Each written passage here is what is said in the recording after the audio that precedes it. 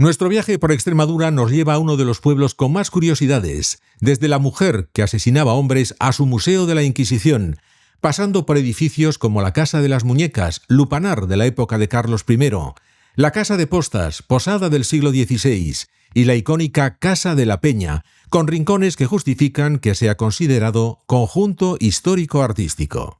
El camino lo comenzamos en la Casa de las Muñecas, un antiguo prostíbulo construido en tiempos de Carlos I, que estaba retirado a pocos kilómetros de aquí, en Yuste.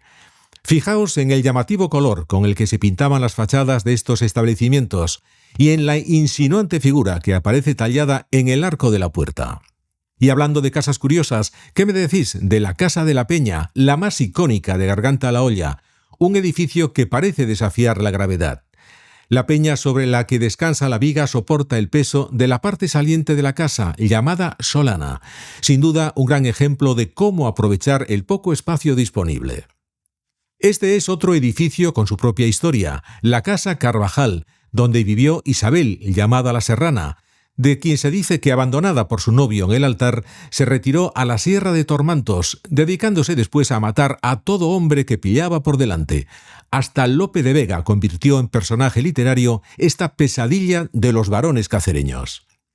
La historia nos conduce al Museo de la Inquisición, que, en contra de lo que se dice en algún lugar, no es el único que hay en España, ya que existe otro en Santillana del Mar. Si os interesa verlo, os dejamos el enlace al Museo Cántabro en la descripción. El barrio La Huerta o Judío se caracteriza por las casas con soportales y las fachadas de adobe y entramado de madera. Conforman un conjunto arquitectónico muy pintoresco en una serie de callejuelas que vale la pena recorrer. También llaman la atención las calabazas que cuelgan de algunos balcones. La que veis es la Casa de Postas, una posada de 1576 de la época de Carlos I. Algunos edificios mantienen en el dintel el nombre de sus antiguos propietarios y el año de la construcción.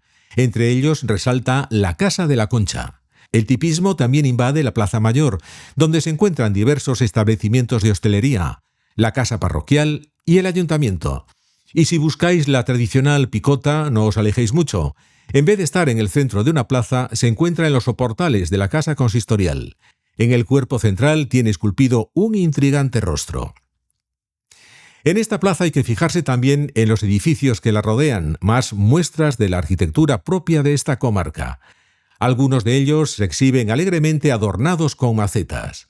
En los alrededores se suceden los bares y restaurantes en los que probar la rica gastronomía extremeña.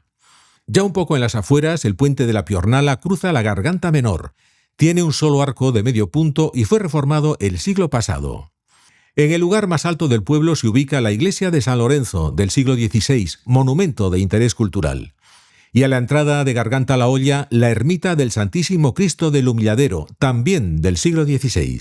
Conocer este pueblo cacereño es una de las mejores ideas que podéis tener si viajáis a Extremadura. Esperamos haberos contagiado las ganas de verlo. ¡Hasta el próximo viaje!